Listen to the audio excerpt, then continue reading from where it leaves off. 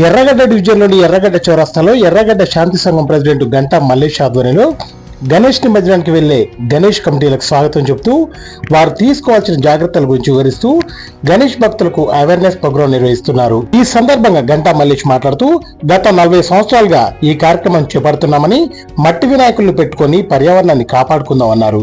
ఈ కార్యక్రమానికి పలువురు నాయకులు హాజరై గంటా మల్లేష్ ను ఎర్రగడ్డ శాంతి సంఘం సభ్యులను అభినందించారు. ఈ కార్యక్రమంలో భాగంగా శాంతి సంఘం సభ్యుల ఆధ్వర్యంలో ఏర్పాటు చేసిన సాంస్కృతిక కార్యక్రమాలు ప్రజలను విశేషంగా ఆకట్టుకున్నాయి.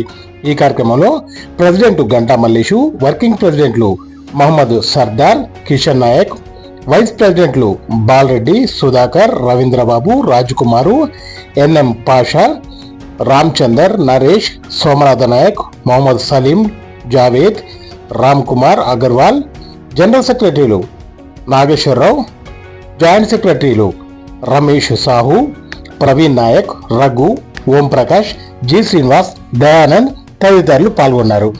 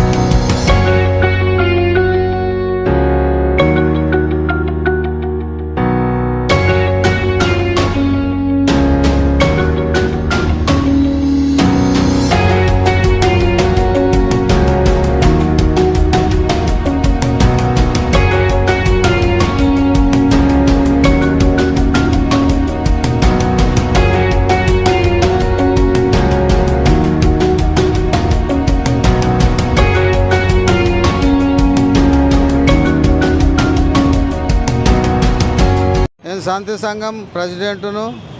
ఇది 81లో సురేందర్ సార్ అని ఐఏఎస్ గారు ఇది సంఘం పెట్టి దీంట్లో ఐడెంటిటీ కార్డులు కూడా ఇచ్చిండు. అది దయచేసి ఆ కార్డులు ఎవరితాడో పెట్టుకోలేదు.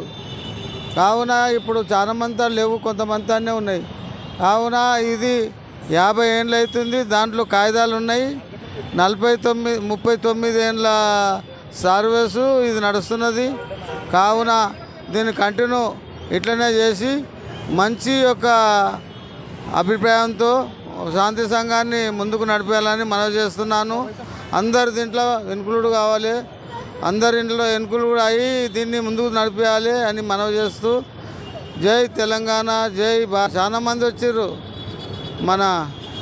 మన నారాయణ స్వామి వచ్చిండు, రామచంద్ర వచ్చిండు, బాలరెడ్డి వచ్చిండు, మా అజార్ షరీఫ్ వచ్చిండు, మొహమ్మద్ షరీఫ్ కొడుకు వచ్చిండు, మొహమ్మద్ సర్దార్ వచ్చిండు, ఎస్ఎంఎన్ పాషా రాష్ట్రాలు.